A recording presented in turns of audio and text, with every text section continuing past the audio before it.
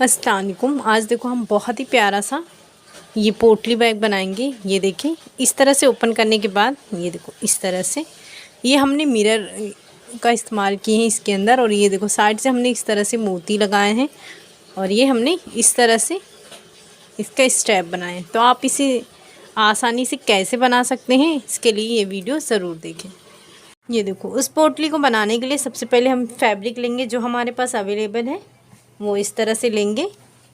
इसकी चौड़ाई हम 8.5 इंच लेंगे और इस तरह से फोल्ड कर देंगे। ये हमने फोल्ड कर दिए हैं और यहाँ से 1 इंच पे इस तरह से निशान लगा देंगे और इसे इस तरह से शेप दे देंगे। ये जो हम शेप दिए अब इसकी कटिंग करेंगे। ये देखो इस तरह से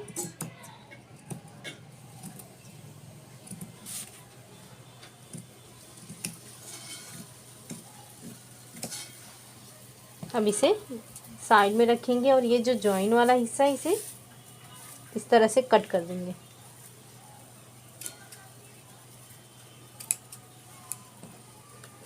ये देखो इस तरह से ये हमारा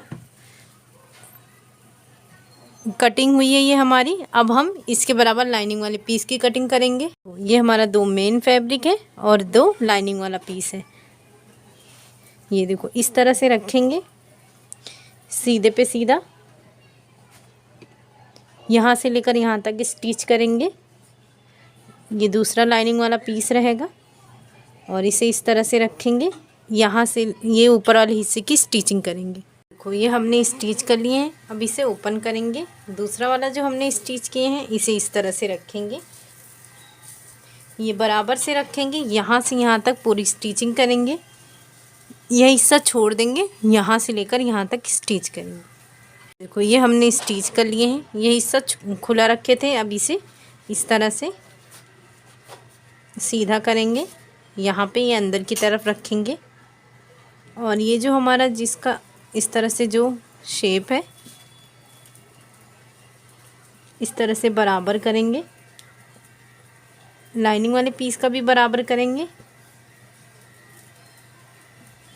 और इसे इस तरह से फोल्ड करके स्टिच करेंगे। ये देखो ये हमने स्टिच कर लिए हैं।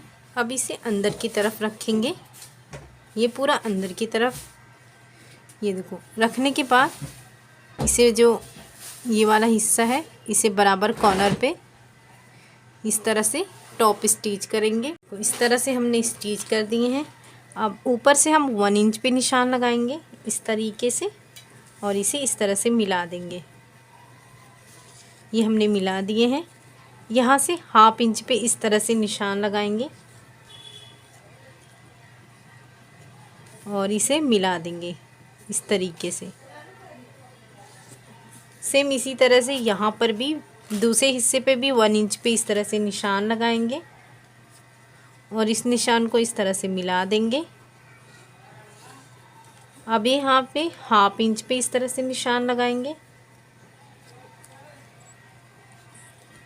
और ये 1/2 इंच पे जो निशान लगाए हैं इस तरह से मिला देंगे। अब हम इस तरह से ओपन करेंगे और ये देखो ये जो निशान लगाए यहाँ से स्टिच करेंगे कि इस तरह से पूरी गोलाई में स्टिच करेंगे 2 स्टिच। ये देखो इस तरह से हमने 2 स्टिचिंग कर लिए हैं। अब जो हमने यहाँ पे स्टिचिंग की है यहाँ पे कटिंग, यहाँ पे एक निशान लगा देंगे। ये जो हमने निशान लगाए हैं इसे कट करना है, लेकिन कट रखते हुए ये ध्यान रखें कि लाइनिंग वाले पीस की कटिंग नहीं करनी है, जो मेन फैब्रिक है इसकी ही कटिंग करना है। तो उसके लिए देखो इस तरह से करेंगे और इस तरह से कट लगाएंगे। ये देखो इस तरह से सेम इसी तरह से हम दूसरे वाले की भी कटिंग करेंगे।